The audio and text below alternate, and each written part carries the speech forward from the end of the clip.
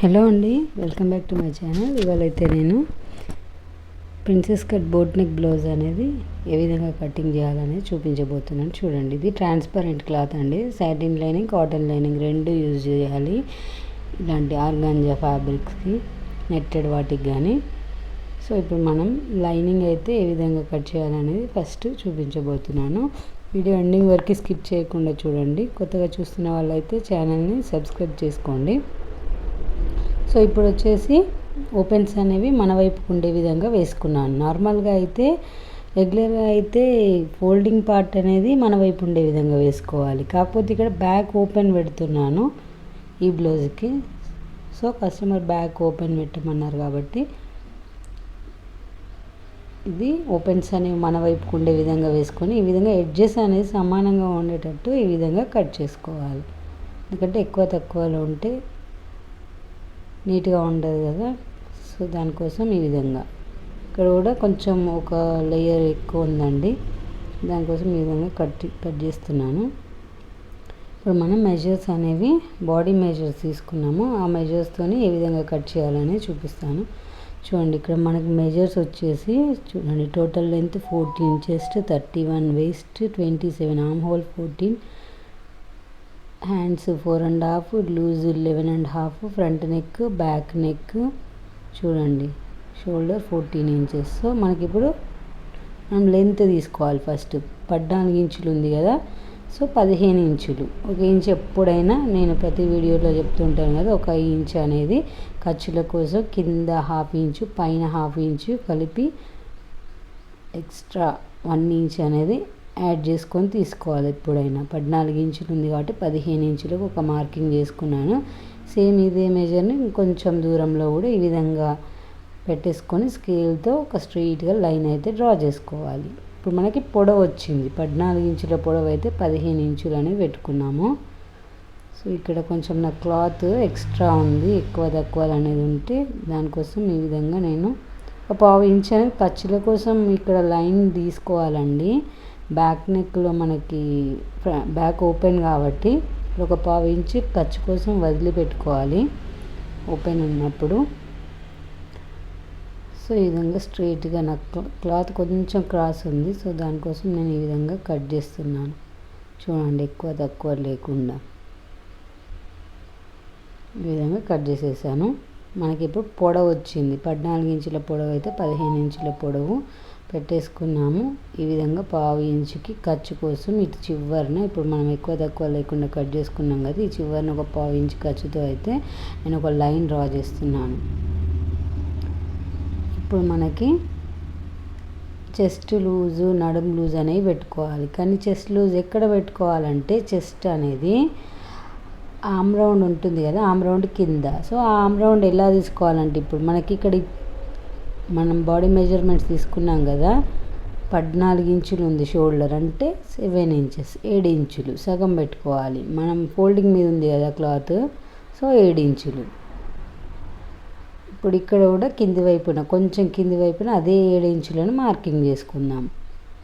Confuse అవ్వద్దు. పైన 7 ఇంచులు ఈ విధంగా పెట్టేసుకొని కొంచెం దూరంలో కింద 7 ఇంచులకు ఒక మార్కింగ్ చేసుకొని అక్కడ నుండి ఈ కింద మార్కింగ్ వరకు 7 ఇంచుల డౌన్ అనేది మనం మార్క్ చేయాలి. ఇప్పుడు ఇది ఆమ్ రౌండ్ అన్నట్టు, చంక డౌన్ అనేది ఈ విధంగా తీసుకోవాలి. 7 ఇంచులు మనకి చిన్న సైజ్ బ్లౌజు, 30 కంటే నడుము లూజు చిన్నగా ఉంటే చిన్న సైజ్ బ్లౌజు. ఇదివరకు చాలా వీడియోస్లో చెప్పాను నేను, 30 కంటే పెద్దగా ఉంటే పెద్ద సైజ్ బ్లౌజ్. సో నేను ఇప్పుడైతే ఆమ్ రౌండ్ 7 ఇంచులు తీసుకున్నాను. షోల్డర్ కూడా సేమ్ అంతే, ఎంత ఉందో అంతే తీసుకున్నాను, 7 ఇంచులు. ఇప్పుడు మనకి షోల్డర్ వచ్చింది, ఆమ్ డౌన్ వచ్చింది. చూడండి, ఇక్కడ నేను షోల్డర్ 3 ఇంచులకు తీసుకున్నాను, హాఫ్ షోల్డర్ అనేది.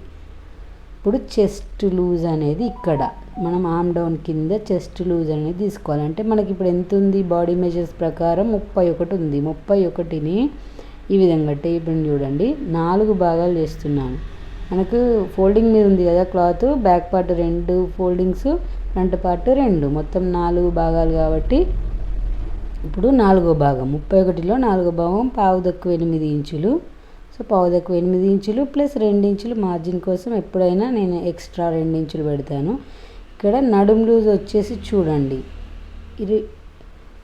27 ఇంచులు ఉంది కదా, 27ను కూడా సేమ్ అలాగే 4 భాగాలు చేసినప్పుడు మనకి 7 ఇంచులు, 1 ఇంచ్ అనేది డాట్స్ కోసం, మళ్ళీ ఎక్స్ట్రా 2 ఇంచెస్ మార్జిన్ కోసం ఈ విధంగా తీసేసుకొని స్ట్రైట్గా లైన్స్ అయితే డ్రా చేసుకోవాలి. ఆ మార్కింగ్లను కలుపుతూ ఇక్కడ 2 ఇంచెస్ మార్జిన్ యాజ్ యూజువల్. నేను ఎప్పుడైనా 2 ఇంచులు మార్జిన్ తీసుకుంటానండి. సో అది మీ ఇష్టం, 1.5 ఇంచులు కూడా తీసుకోవచ్చు. సో ఇప్పుడు మనకి బ్యాక్ పార్ట్ పొడవు వచ్చేసింది, షోల్డర్ వచ్చేసింది, ఆర్మ్ డౌన్ వచ్చేసింది. ఇప్పుడు ఈ ఆర్మ్ లూజ్ ఇప్పుడు ఈ విధంగా మనకు చంక రౌండ్ ఏ విధంగా డ్రా చేయాలని చూపిస్తాను చూడండి.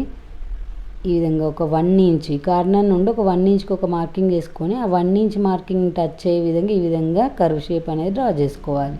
ఇప్పుడు మనకి ఇక్కడ నుండి మనము చంక రౌండ్ని గొలుచుకున్నట్లయితే చూడండి, మనకి ఇక్కడ ఈ ఫిట్టింగ్ లైన్ కదా, ఇక్కడ వరకు గొలుచుకున్నట్లయితే ఎంత వచ్చింది చూసుకోవాలి. చూడండి, నాకు 7 ఇంచులు అంటే మొత్తం రౌండ్ వచ్చేసి 14 ఇంచులు. నాకు ఇక్కడ సేమ్ వచ్చింది, ఆర్మ్ హోల్ అనేది 14 ఇంచులు ఉందని చెప్పాను కదా, బాడీ మెజర్ సేమ్ ఎంత ఉందో అంత వచ్చేసింది.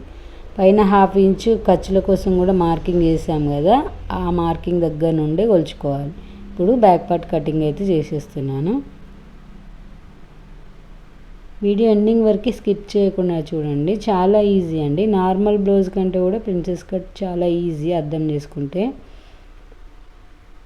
సో 1కి 2 సార్లు చూస్తే మీకే అర్థమవుతుంది. ఇప్పుడు ఈ బ్యాక్ నెక్ అనేది నేను ఇప్పుడేం కట్ చేయట్లేదని జస్ట్ మార్కింగ్ చేసి వదిలేస్తున్నాను. ఎందుకంటే మనం మెయిన్ ఫ్యాబ్రిక్ ఇంకొకటి సాటిన్ లైనింగ్ 2 కట్ చేసేటప్పుడే కట్ చేస్తాను. ఇప్పుడు మనకు బ్యాక్ నెక్ వచ్చేసి చూడండి, ఇందులో ఎంత ఉంది 10 ఇంచులు. సో 10 ఇంచులకు ఒక మార్కింగ్ అయితే చేసుకుంటున్నాను. ఇప్పుడు ఇక్కడ ఎంత ఉందో సేమ్ ఇక్కడ కూడా అంతే, 4 ఇంచులలా ఉంది కదా, 4 ఇంచులు ఉంది. సో 4 ఇంచుల కింద కూడా ఈ విధంగా 4 ఇంచులకు ఒక మార్కింగ్ చేసుకొని బాక్స్ షేప్ అయితే డ్రా చేసి పెట్టుకోవాలి. నేను నెక్ అనేది మెయిన్ ఫ్యాబ్రిక్తో కలిపి కట్ చేసేటప్పుడు చూపిస్తాను. ఇప్పుడు ఈ బ్యాక్ పార్ట్ని యాజ్ ఇట్ ఈజ్ మనము ఫోల్డింగ్ ఉన్న వైపుకి వేసుకోవాలి. మన వైపుకి ఫోల్డింగ్ ఇప్పుడు ఇటువైపు తిప్పుతాను చూడండి, క్లాత్ చూడండి, ఫ్రంట్ పార్ట్ మన వైపుకి ఫోల్డింగ్ ఉండే విధంగా వేసుకొని ఈ బ్యాక్ పార్ట్ ఏదైతే ఉందో అది ఆ ఫోల్డింగ్ ఉన్న వైపుకి ఈ విధంగా వేసుకొని చూడండి, కింది వైపు సమానంగానే ఉండాలి, పైన వైపుకు మాత్రం 1/4 ఇంచు బయటికి జరిపి పెట్టుకోవాలి. ఇది ఎందుకంటే మనకు ఫ్రంట్ నెక్ అనేది లూజ్ రాకుండా ఉండడం కోసం. ఇది ఒక టిప్ అండి. చాలామంది బోట్ నెక్స్ దగ్గర ఫ్రంట్ లూజ్ వస్తుంది అని చెప్తుంటారు కదా, ఆ ప్రాబ్లమ్ని మనం ఈ విధంగా సరి చేసుకోవాలి. సో ఇప్పుడు మిగతా అంతా same to same as it is a విధంగా ఉందో ఆ విధంగా ఇలా డ్రా చేసుకుంటూ రావాలి. ఒక పైన మాత్రమే కొంచెం 1/4 ఇంచ్ అనేది బయటికి జరిపి పెట్టుకోవాలి, ఇక్కడ నెక్ దగ్గర మాత్రమే. కింది వైపుకి వచ్చేసరికి సేమే ఉండాలి. క్లాత్ వేసుకోవడం నేను చెప్పేది, క్లాత్ వేసుకునే పద్ధతి ఈ విధంగా ఉండాలి. సో ఇప్పుడు ఈ ఆర్మ్ రౌండ్ కూడా ఏ విధంగా ఉంటే ఆ విధంగా డ్రా చేసుకుంటూ రావాలి. తర్వాత ఇప్పుడు మార్కర్ వీల్ని తీసుకొని ఈ విధంగా ఆర్మ్ రౌండ్ అనేది ఒక్కసారి రన్ చేసుకున్నట్లయితే కింద మనకు అచ్చులాగా పడిపోతుంది. దాని వెంబడి మనం డ్రా చేసుకోవచ్చు లైన్ అనేది ఇలా రన్నర్తో ఈ విధంగా గట్టిగా ఒకసారి నొక్కి ఈ విధంగా మనం రన్ చేసినట్లయితే కింది వైపుకి అచ్చులాగా పడిపోతుంది. లైట్ కలర్ కాబట్టి మీకు వీడియోలో అంతగా డాట్స్ అనేవి కనిపించదు. సో నాకైతే ఇక్కడ చిన్న చిన్న చుక్కలాగా పడిపోయినాయండి.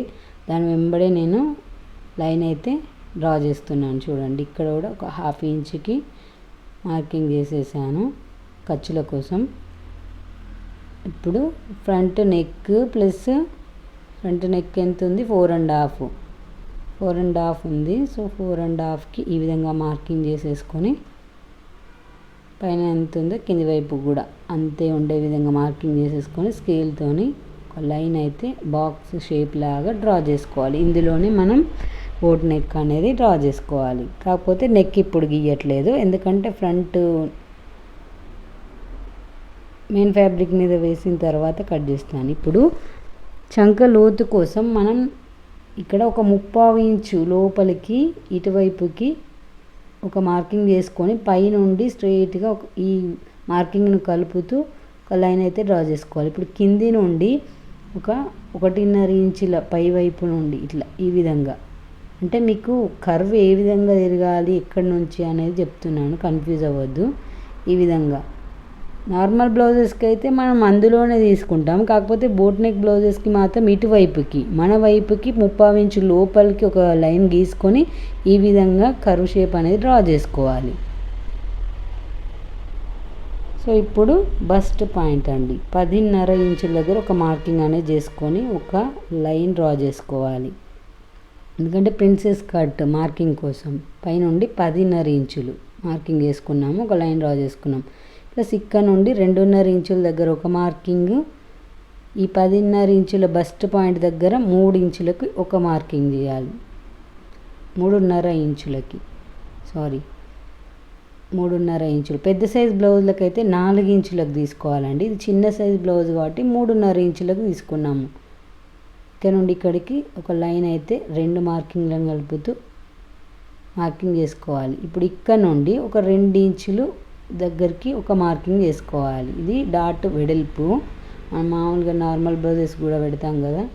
సో ఇక్కడ నుండి పైకి ఒక 1.5 ఇంచ్ దగ్గర ఒక లైన్ ఈ విధంగా గీసుకొని ఇక్కడ నుండి కర్వ్ షేప్ అనేది డ్రా చేసుకొని అందులో కలిపేసుకోవాలి. ఇప్పుడు ఇక్కడ నుండి కూడా ఆమ్ రౌండ్ దగ్గరికి ఈ విధంగా ఒక కర్వ్ షేప్ అనేది ఈ విధంగా ఒక లైన్ అనేది డ్రా చేసుకోవాలి.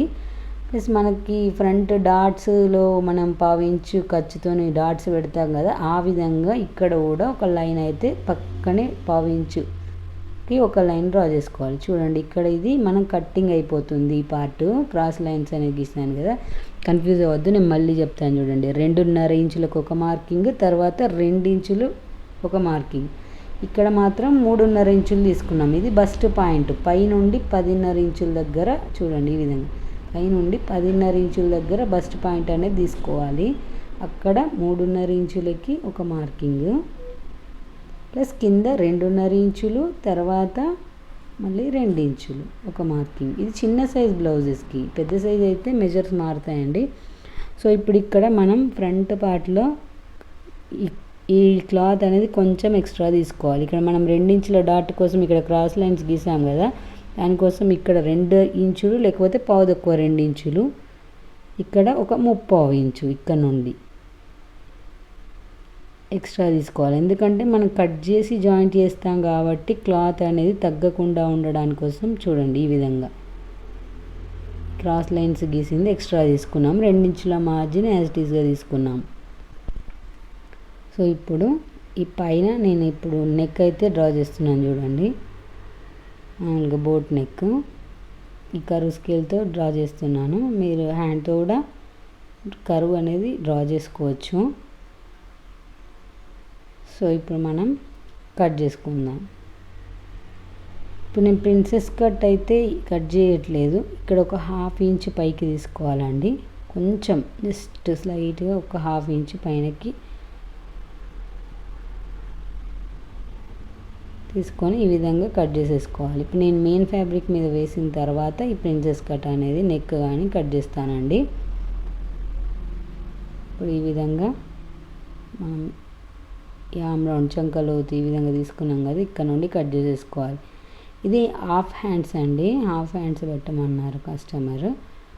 సో నార్మల్గా ఇది 80 సెంటీమీటర్స్ బ్లౌజ్ పీసే, ఫుల్ హ్యాండ్స్ అయితే సరిపోదు, 1 మీటర్ క్లాత్ తీసుకోవాలి. సో ఇప్పుడు మనకు మిగిలిన క్లాత్ ఇది, ఈ మిగిలిన క్లాత్ నుండి మనం హ్యాండ్స్ అనేది ఏ విధంగా కట్ చేయాలని చూపిస్తాను. ఈ విధంగా డబుల్ ఫోల్డ్ అయితే చేసుకున్నాను. ఇక్కడ కింద ఎడ్జెస్ సమానంగా లేవు నాకు, సో ఈ సమానంగా స్కేల్తో ఒక లైన్ అయితే డ్రా చేసుకోవాలి. మనకి ఇప్పుడు హ్యాండ్ లెంత్ వచ్చేసి 4.5 ఉంది, లూజ్ వచ్చేసి 11.5 ఇంచులు ఉంది. ప్లస్ ఆమ్ డౌన్ అనేది మనకి చంక లూజ్ అనేది ఎంత ఉందంటే 14 ఇంచులు ఉంది కదండి ఆమ్ రౌండ్ ఆమ్ హోల్ అనేది. సో 14 ఇంచులకి మార్కింగ్ కోసం నేను క్లాత్ అనేది ఈ విధంగా జరిపి పెట్టుకున్నాను, ఎందుకంటే 2 వైపులా మాత్రమే అతుకులు పడడానికి కోసం. చూడండి కొంచెం ఇటు నా వైపుకు జరిపి పెట్టుకున్నాను. ఇప్పుడు ఇక్కడ నుండి 5:30 ఎగ్జాక్ట్గా ఉంది. కొంచెం ఒక లైన్ తక్కువే ఉందండి. సో పర్లేదు, కొంచెం తక్కువ అయితే. సో ఇక్కడ వరకు అయితే నేను మార్కింగ్ చేసుకుంటున్నాను. సో ఇప్పుడు చంక లూజు,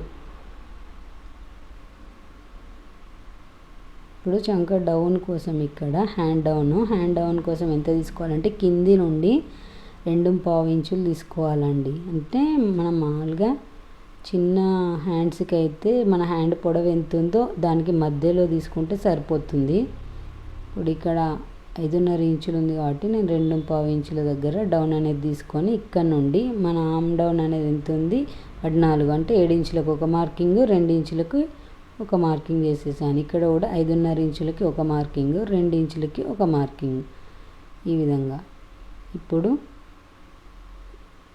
ఈ విధంగా ఈ 2 మార్కింగ్లను కలుపుతూ లైన్ డ్రా చేసుకోవాలి. ఇక్కడ 2 ఇంచులు మార్జిన్ అండి అది. ప్లస్ ఇక్కడ కూడా మనకు కర్వ్ షేప్ రావడానికి కోసం 2 ఇంచుల దగ్గర ఒక మార్కింగ్ చేసేసుకొని ఇక్కడ వరకు కలిపేస్తూ ఒక లైన్ అయితే డ్రా చేసుకోవాలి. ఈ విధంగా కర్వ్ షేప్ ఇచ్చేసుకుంటే హ్యాండ్ అనేది మార్కింగ్ అయిపోయింది.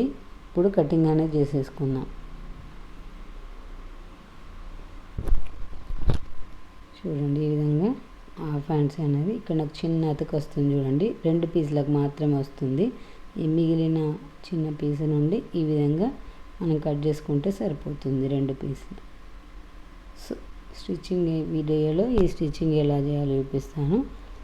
ఇప్పుడు main cloth and satin lining చూపించాను కదా మీకు ఫస్ట్లో, అది ఈ విధంగా నేను కట్ చేసుకున్నానండి. సేమ్ యాజ్ ఇట్ ఈజ్ మనం ఇంతకుముందు back part front part A విధంగా కట్ చేసుకున్నామో అదే పీస్ని ఈ విధంగా వేసేసుకొని కట్ చేసుకున్నాను. సాటిన్ లైనింగ్ కాబట్టి జారిపోకుండా ఉండడానికి కోసం ఇట్లా నేను పిన్స్ అయితే పెట్టేసుకున్నానండి. కొత్తగా నేర్చుకునే వాళ్ళు కూడా ఈ విధంగా పెట్టేసుకుంటే క్లాత్ అనేది జరిగిపోకుండా ఉండడానికి కోసం. చూడండి, ఇక్కడ నేను 3 ఇంచులకు ఒక మార్కింగ్ చేస్తున్నాను బ్యాక్ నెక్, తర్వాత ఒక 1/2 ఇంచు డౌన్కి, అంటే మొత్తం 3.5 ఇంచులు. ప్లస్ ఇక్కడ మనకి నేను ఒక డ్రాప్ షేప్ లాగా ఇద్దాం అనుకుంటున్నాను. డ్రాప్ షేప్ కోసం చూడండి, మనకి ఇక్కడ నుంచి ఇక్కడికి ఎంత ఉందో చూసుకొని 6 ఇంచులు అలా ఉందండి. సో నేను మధ్యలో 3 ఇంచులకు ఒక మార్కింగ్ అనేది పెట్టేసుకొని ఇక్కడ ఒక లైన్ డ్రా చేసుకొని ఈ లైన్ కలుపుతూ మనం కర్వ్ షేప్ లాగా, అంటే పూర్తి రౌండ్ కాదు, డ్రాప్ షేప్ లాగా డ్రా చేసుకుంటున్నాను. చూడండి, ఇక్కడ నుండి ఒక 2.5 ఇంచుల విడ్త్తో ఈ విధంగా పాట్ నెక్ కాదండి ఇది, డ్రాప్ షేప్. ఈ విధంగా కొంచెం వెడల్పు పెడుతున్నాను నేను అంతే, మరీ క్లోజ్గా కాకుండా, ఎందుకంటే మనకి అక్కడ డిజైన్ వచ్చింది, ఆ డిజైన్కి కొంచెం దగ్గరగా ఉండేటట్టు ఈ విధంగా కొంచెం డ్రాప్ని కొంచెం వెడల్పుగా డ్రా చేసి కట్ చేస్తున్నాను. ఇక్కడ పైన కూడా రౌండ్ చూడండి, ఇక్కడ బోట్ నెక్ ఈ విధంగా రౌండ్ గీసేసుకొని కటింగ్ అనేది చేసేసుకోవాలి.